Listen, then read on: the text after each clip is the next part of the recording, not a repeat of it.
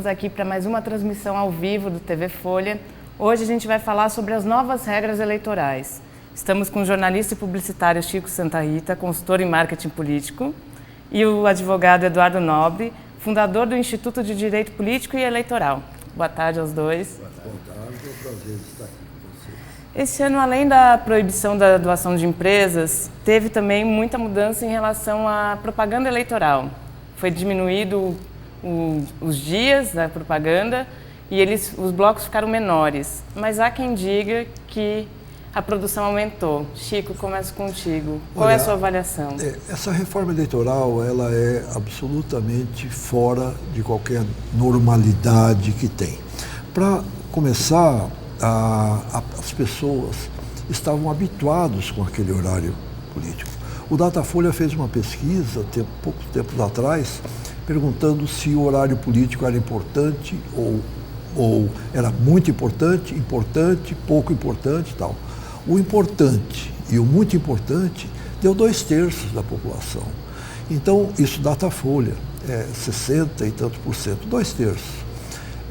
Veja só, isso é muito mais complicado ainda quando você vê que isso atinge fundamentalmente o horário político as classes menos favorecidas, classes C, D e E, não é? Que tem, quando se coloca esse número, é um número gigantesco. Então, quebraram esse sistema que já estava colocado na cabeça das pessoas.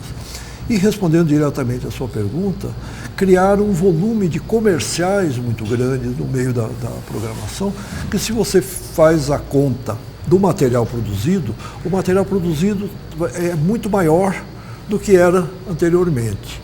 E uma outra coisa, Thaís, muito séria, o próprio TSE vai pagar mais pelo horário que é usado. Quer dizer, que economia é essa? O tribunal vai pagar mais pelo horário que está sendo usado. Porque, embora tenha reduzido de 45 para 35 dias, hoje em dia são todos os dias. Diário. Então, fizeram uma reforma meio rápida demais, sem pensar e sem consultar pessoas que também vivem esse problema, como o Eduardo, como a gente, como outras pessoas do ramo, que conhecem o problema por dentro, né? Então, economia precisava fazer? Precisava. Segurar os custos? Precisava. Mas por que não se faz uma fiscalização forte? Por que não faz umas regras fortes? Então, partiu-se para uma coisa violenta de cortar tudo, né? E aí ficou uma campanha de pé quebrado, uma campanha onde as pessoas não estão se informando direito, as pessoas estão reclamando, com uma audiência muito baixa. Esse tipo de coisa vai favorecer quem? Vai favorecer ou aquele que é muito conhecido ou aquele que é muito rico. Então, a renovação foi para o espaço. Na sua avaliação, doutor, acabar com o financiamento de pessoas jurídicas, de empresas, resolveu o problema ou criou-se um outro problema? Sempre fui contrário. Eu acho que é saudável para a democracia a participação de empresas. Eu sei que a gente chegou num grau de problema que o sistema era usado para financiar uma ilegalidade, não um caixa 2, mas uma forma de payback de propina, da forma de circular o dinheiro mais licitamente.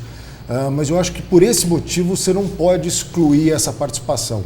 Eu acho que você tem que autorizar até por segmentos. Você tem que pensar que existem segmentos de interesse que são legítimos eles estarem defendendo um ou outro candidato na Câmara ou no Senado. É legítimo os produtores rurais terem tentarem ter uma bancada, os jornalistas, os advogados, os industriais. Eu acho que é legítimo você buscar isso. E ter algum candidato que tenha mais o perfil dessa identificação. Então, eu acho que a doação de empresa é necessária.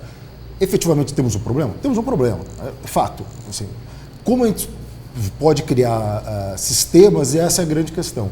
Eu acho que você deveria autorizar, existem algumas sugestões ou formas utilizadas em outros países do mundo, de, por exemplo, cada valor doado por empresa, o poder público dá um igual, 1 para 1.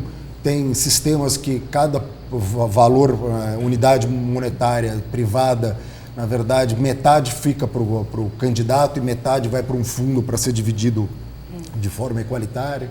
Quer dizer, eu acho que você tem como aprofundar a discussão e discutir. Efetivamente, na situação que estava, acho que a única medida realmente que dava para ter sido tomada é vamos proibir, daqui a pouco a gente pensa e começa a voltar ao Mas que é. Mas a intenção era acabar com os grandes esquemas de corrupção, com Caixa 2. Sim. Mas hoje em dia dizem que essa nova legislação não impede o Caixa 2, ela pode até fazer aumentar esse tipo de prática. Eu acho que a questão do Caixa 2 é uma questão bem mais complexa, porque ela só demanda a criatividade, né? É aquela coisa do ladrão, né? Que você vai criando sistemas de defesa e o cara vai se desenvolvendo. Sempre é aquela história do hacker, né? O teu sistema nunca está tão seguro que um hacker não vir e criar alguma solução para furar isso. E esse sistema de Caixa 2 é a mesma coisa. Já foi utilizado empresa de fachada, já foi usado pagamento em dinheiro, uma espécie, já foi usado empresa de fora, já foi usado o próprio sistema eleitoral. Quer dizer, a criatividade do ser humano é limitada. Esse ano o Ministério Público Eleitoral, aqui em São Paulo principalmente, diz que pode haver o que eles chamam de venda de CPF. Não duvido. Está vendo já. Não duvido, está vendo. Não duvido que dê. O que precisava fazer era coibir, policiar, punir, né, dentro de uma legislação. Não fazer essas coisas radicais que fizeram, que na verdade não ajudam o eleitor, porque o eleitor está absolutamente desinformado, e não ajudam também os participantes da campanha que não têm recursos. Vamos até fazer uma complementação. Na parte de fiscalização, efetivamente, os tribunais eleitorais e o TSE têm melhorado consideravelmente.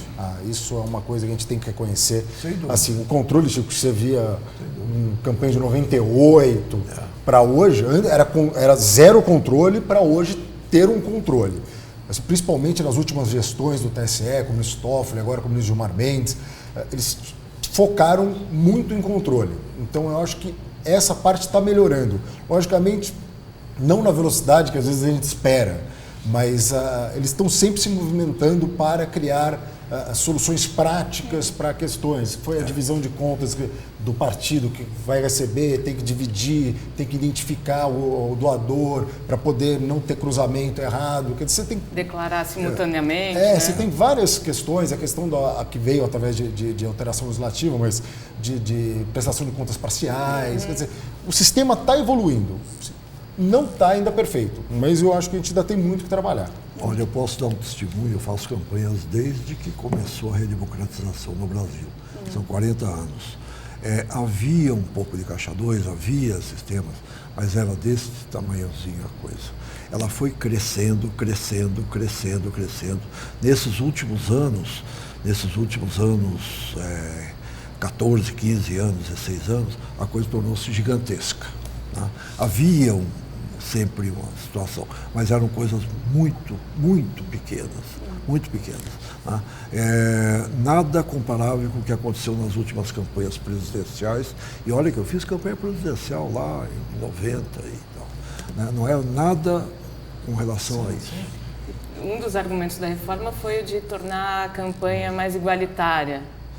Essa questão da campanha, a ideia é boa, o problema sempre vai na execução da ideia, né? Às vezes a ideia é reduzir custo.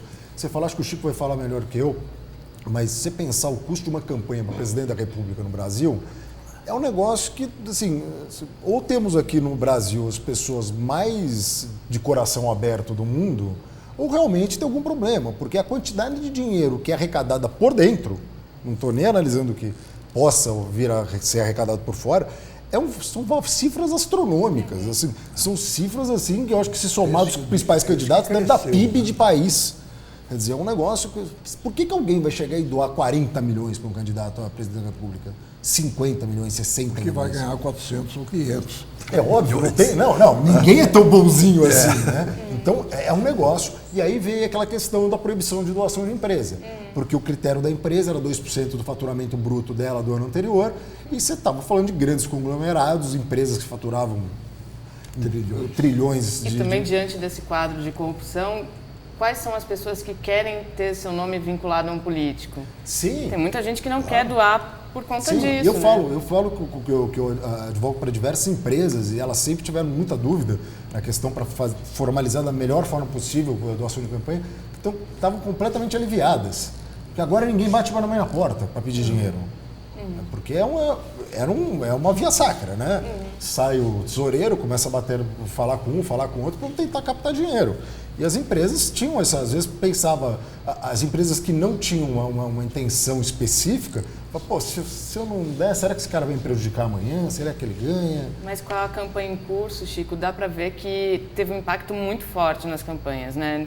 Não tem material como tinha antigamente, não se vê carros de som. Muito provavelmente o candidato mais rico é o que consegue produzir mais conteúdo e divulgar mais seu conteúdo. Então, deixou a campanha mais desigual. Né? Ela acabou completamente com qualquer possibilidade de renovação.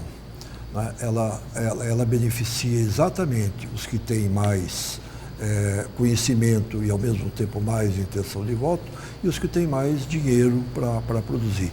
Dinheiro que já ajudou a montar uma coligação que lhe dá mais tempo, porque não se foi, ninguém entrou para fazer uma coligação se não recebeu algumas benesses, né, muito significativas. Né? Então começa por aí, quem tem mais dinheiro tem mais condição, e quem tem também mais conhecimento tem mais condição também. E aumentou também, era para ter aumentado o investimento do fundo partidário, né? Sim, eles aumentaram antes, conjuntamente com as restrições, eles aumentaram o repasse. Você vai pegar o fundo partidário e vai distribuir no Brasil inteiro, sobra um tiquinho. E o controle, você tem o controle centralizado. E eles têm obrigações, né?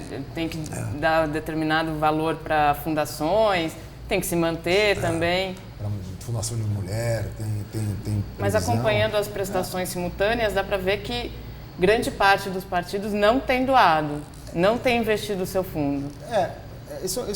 A questão do fundo entra muito no que o Chico falou da questão das coligações, que envolve um problema mais anterior, que é a questão da reforma política em si. Assim, o nosso sistema se mostrou um sistema que está falido. É um sistema quebrado, né? Um sistema que tem 30 partidos, não existe isso no mundo. Então, esses partidos são feitos porque é um fundo partidário, porque é dinheiro, porque não são partidos que trazem uma nova ideologia, uma nova filosofia, um novo trabalho, não. Eles trazem um número de partidos que vão se criando. Hoje já são 32. Isso aí não existe no mundo civilizado. Né? Você tem...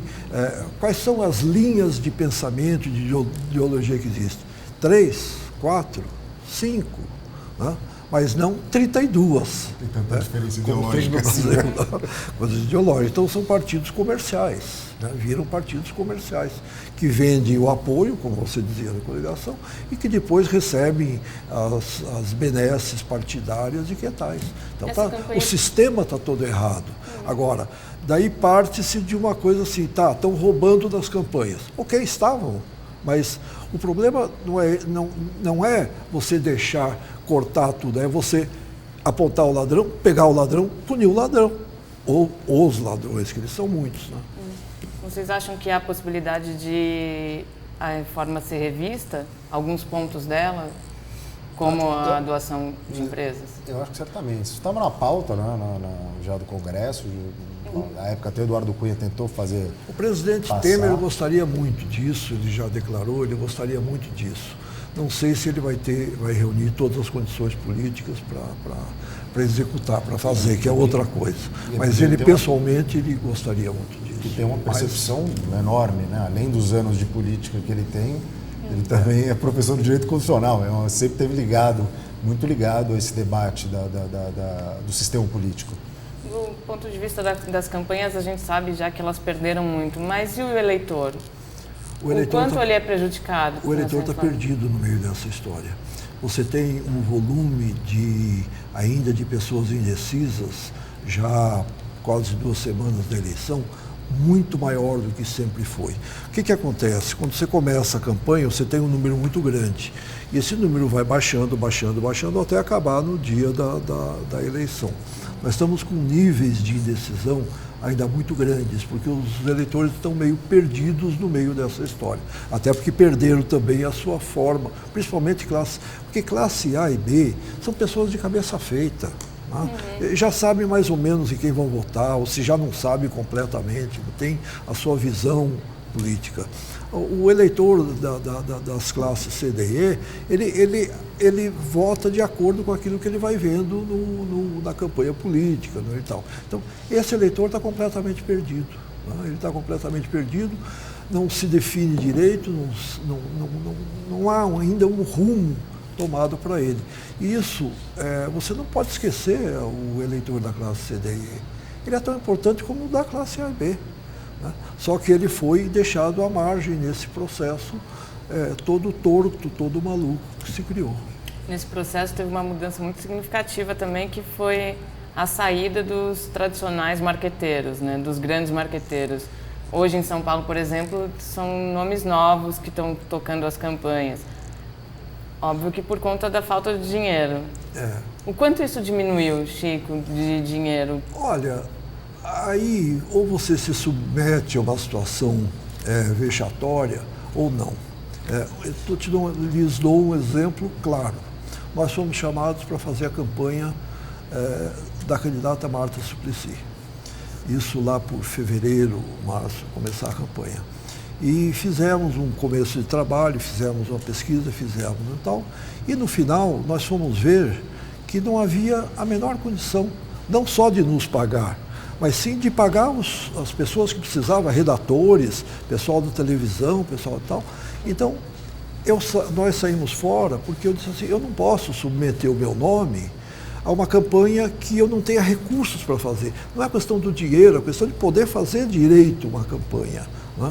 Então você saímos fora, porque eu não vou deixar ocorrer que dizer, olha a campanha que o Chico Santa Rita fez, né? Depois de tantas coisas, de tantas campanhas bem-sucedidas, situações bem-sucedidas. Né? Então, ou me submeteria a uma situação muito perigosa, que era não ter condições de fazer uma boa campanha. A sensação que eu tenho é que também os candidatos estão arriscando menos. Vou dar um exemplo concreto, como o caso da campanha do João Dória aqui em São Paulo, candidato do PSDB, que usou uma paródia do comercial do Posto Ipiranga. Aquilo é assumir um risco. Você sabe que provavelmente a agência que fez a campanha vai entrar com uma ação e vai te pedir para tirar do ar e você vai ter que pagar uma multa. Nas campanhas anteriores havia mais esse tipo de estratégia, porque as campanhas tinham dinheiro para assumir a multa. Estou fazendo análise errada, doutor? Não, inclusive para a parte de distribuição de material, a parte de... Assim, todo mundo sempre correu com isso calculado. Assim, eu tenho dinheiro, por isso que até parte de multa subiu muito o valor. Porque eles falavam, dá um exemplo claro. Antigamente era proibido a pré-campanha, era só permitida a pré-campanha para fins de você ser escolhido na convenção partidária. Não poderia já aqueles candidatos que já eram, candidatos já sabidos que seriam escolhidos pela legenda, eles não podiam fazer propaganda. E eles sempre davam um jeito de fazer algum tipo de propaganda, seja através de entrevistas, seja através de alguma ação específica para dar uma repercussão. Então, efetivamente era uma prática que eles faziam e eram sujeitos à multa. E eles calculavam, antigamente até era pior, porque eles tomavam a multa e logo na virada do ano, no Congresso Nacional, eles votavam uma anistia. Então todo ano, logo anos subsequentes às eleições, havia uma votação de uma anistia para todas as multas eleitorais. Até que um ano, não vou lembrar exatamente qual, 2000 alguma coisa, o Supremo, apreciando uma ação direta de inconstitucionalidade, falou que era inconstitucional porque não tinha, era impensável o legislador fazer uma legislação para beneficiar ele, porque era ele o infrator que deveria pagar a multa. Aí dali em diante começou a diminuir um pouco, mas era um risco calculado. Eu fui chamado para dar uma entrevista num grande veículo de comunicação. Se eu posso controlar um pouco mais as palavras ou não, minha multa vai ser de quanto? Vai ser de X a tanto. Pela audiência acho que vale a pena. Era um risco calculado. Há no mundo campanhas que poderiam servir de inspiração, modelos de campanhas eleitorais, modelos de financiamento? Há modelos de financiamento correto, o modelo básico é dos Estados Unidos, que também é seguido no mundo todo, né? Ele tem, não é uma coisa que tem por fora, não é uma coisa que tem tal, mas tem, as pessoas doam, as empresas doam, tal, mas é tudo muito bem fiscalizado e aí de que se o candidato tiver um PF ou por fora, uma coisa assim, há modelos. Na Europa toda também você tem modelos. Agora o sistema americano, ele é basicamente um exemplo, né, mundial de colocação. Eu fiz uma palestra em Washington alguns anos atrás, 3 ou 4 anos atrás, no Washington University, que tem um departamento grande de marketing político, né? Porque o marketing político é levado a sério. Você estuda na faculdade. Aqui não, aqui virou uma coisa de curioso, qualquer um vem, de repente, marqueteiro, né? E fazem verdadeiros... tal. A George Washington forma todo ano, marqueteiros, um grupo de 100 profissionais de marketing político, que em geral já saem direto, que não é só campanha, é o atendimento a candidatos, o atendimento a partidos, o atendimento a setores que têm envolvimento com a política, né? Então todo ano são 2 anos de curso integral, e a cada ano se formam 100. E tem 100 de novo para entrar, geralmente com excesso de procura e sobra gente. Então, o problema do Brasil é um problema endêmico, né? Um problema geral de formação, né? Às vésperas da campanha, muitos diziam que a internet seria o grande caminho, já que as campanhas não teriam dinheiro. A campanha está em curso. Como vocês avaliam esse momento na internet? Deixa eu só fazer um comentário antes, que o Chico vai dar com certeza um comentário mais bem embasado. Mas eu acho que a questão passa por o que o Chico falou. Você tem informação na classe A, B, C, que quem vai ter um acesso, vai ter uma proximidade maior com meio internet, com rede social. Então, você vai pegar as classes mais desfavorecidas, não tem dinheiro, hoje em dia não tem dinheiro para carregar o celular na banca de jornal, vai pedir para ficar olhando para ver qual que é o candidato que vai escolher. Minha opinião aqui, aí já de palpiteiro. Outro dia um candidato, né, me disse que tinha feito um post na internet que tinha atingido 500 mil pessoas, né? E eu disse a ele o seguinte: o Brasil é olhado por 200 milhões de pessoas, foi há tempos atrás. Então, a internet não tem esse poder, não tem essa capacidade, né, de atingir maciçamente, né? A internet fala aquilo que falou, já gente que tem cabeça feita. E tem como você coloca qualquer coisa em algumas redes sociais, ela tem um descrédito gigantesco, né?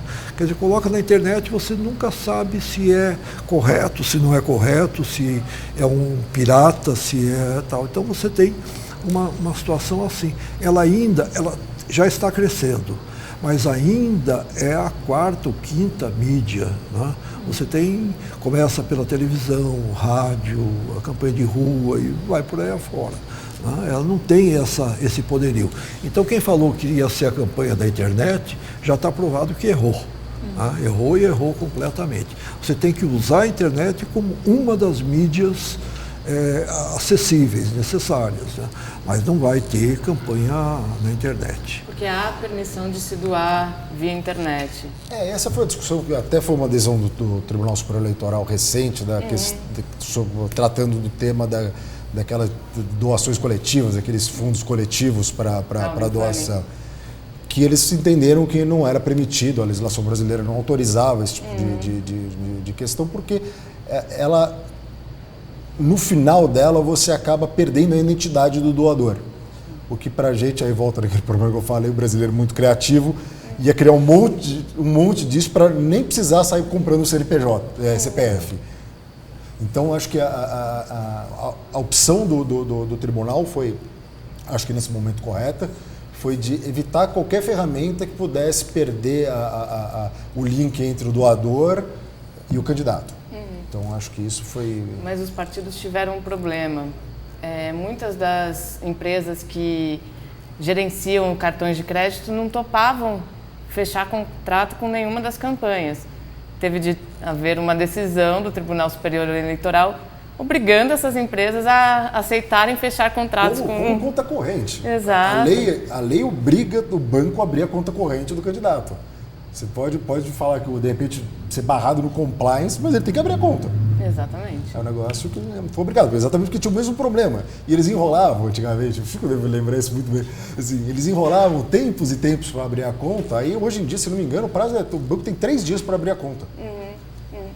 O PT aqui em São Paulo, cujo partido teve 3 tesoureiros presos envolvidos na Operação Lava Jato, criou o que eles chamam de Comitê de Compliance para a campanha a reeleição do prefeito Fernando Haddad.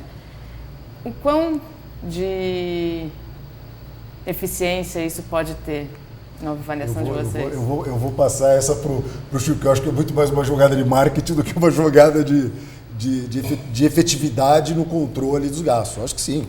Você tem uma filtragem e controle de gasto, acho é fundamental para todo mundo. A lei anticorrupção, que envolve qualquer tipo de ato, inclusive de terceiro, que você contratou e ele vai lá e pratica um suborno, alguma coisa, atinge todo mundo, toda pessoa jurídica. Então, você pode atingir partido. Você tem essa discussão ainda. Então, acho que é necessário ter. Mas precisa ser uma coisa efetiva, não só uma coisa de fachada. Eu não sei, também no caso dele, eu não sei exatamente como está funcionando. O grande processo básico é que as pessoas confundem muito a propaganda com a propaganda política. E são 2 coisas absolutamente diferentes. A propaganda, ela faz com que a pessoa compre por impulso, por hábito de consumo, por tal. A propaganda política, ela funciona com um processo de conscientização. Então, se você não tiver em curso, ninguém opta por um candidato, de repente, pelos lindos olhos dele ou pelo cabelo bem penteado. As pessoas vão num processo de conscientização, admitindo que aquele candidato pode trazer as soluções melhores para eles. Né? Então, esse processo, dentro desse novo sistema, também passa a ser violentado, porque o processo de conscientização ele é demorado, ele é lento. Ele não vem. Então, tornou-se uma coisa muito pequena, muito rápida, e não dá muito tempo de esse processo entrar em curso na cabeça das pessoas. Ninguém, de repente, escolhe um candidato. Né? É um processo de conscientização. Então, esse processo reduziu isso a uma situação muito precária. Né? Então, poderemos ter uma eleição, não sei, ainda com um volume de indecisos muito grandes, ou de opção de voto de última hora muito grande, que pode acontecer isso também, né? Quer dizer, então, você não tem essa... Porque bem ou mal, você diz assim, se conscientiza errado, mas a pessoa se conscientiza. Depois ela vai cobrar e não vota nele no ano que vem, ou na eleição que vem. Mas o eleitor normal, comum, passa por esse processo de conscientização. Na sua avaliação, o limite de gastos impede que as campanhas usem de efeitos especiais, como a gente costuma dizer, fiquem hollywoodianas e mintam ou enganem os eleitores? Mas não é só isso hollywoodiano, Thaís. Eu tenho um sucesso muito grande, eu nunca fiz isso. O que acontece é o seguinte, eu vou te dar um exemplo, dentro da sua profissão. Te tiram o teu celular, tiram o teu computador, tiram o carro de reportagem que vai para a rua e dizem assim, Thaís, queremos uma reportagem sobre a questão do trânsito em São Paulo, uma série de reportagens. Aí o que você vai fazer? Vai ter que escrever, vou ter que fazer tal, você vai basear-se em coisas e tal. Então, isto cria uma situação de que as pessoas não têm tempo de serem apresentadas à questão. Então, não está havendo a instrumentação para que as pessoas entrem nesse processo de conscientização. Entende? Então, há um aparelhamento necessário. Não precisa fazer coisa hollywoodiana, eu nunca fiz. Né? Nunca fiz, tenho um certo bom resultado. Pelo contrário, as minhas coisas sempre foram muito simples, mas foram sempre muito pensando nesse processo de conscientização, no que as pessoas estão pensando, o que as pessoas estão querendo, o que as pessoas estão precisando, né? Esse que é o sistema, né, que funciona. E do ponto de vista do direito? Eu acho que essa já é uma preocupação antiga. Já, inclusive, você tinha restrições para as inserções comerciais. Você tinha mais restrição do que a da propaganda em bloco. Você tinha proibição de cenas externas. Aí você tinha de montagem, trucagem, que eram também os conceitos que foram sendo evoluídos ao longo do tempo. E, do ponto de vista jurídico, é uma questão realmente de opção. Não tem uma grande consequência jurídica. É uma questão de opção do legislador, que falou que não vai ter, então no campo jurídico você aumenta o controle. Na hora que você aumenta as restrições, você aumenta o controle. Do ponto de vista jurídico, qual foi a principal consequência dessa reforma? Acho que passamos por proibição de doação de empresa, limite de gastos, um novo tabelamento do limite de gastos, redução da propaganda no espaço temporal. Você teve criações, um aumento do controle, um aumento da fiscalização. Eu acho que são esses os aspectos, mas eu acho, concordo com o Chico, que isso depende de alguma coisa mais ampla, efetivamente, de uma reforma estrutural no nosso sistema, porque senão essa técnica de aspirina para câncer não funciona muito bem. Você mata a dor de cabeça no primeiro dia, mata no segundo, mas depois não resolve. Então acho que a gente precisa realmente ter um tratamento um pouco mais amplo. Bom, o nosso tempo está chegando ao fim. Eu agradeço você, doutor Eduardo, você, Chico, pela presença. Obrigada por participarem do nosso debate e até a próxima.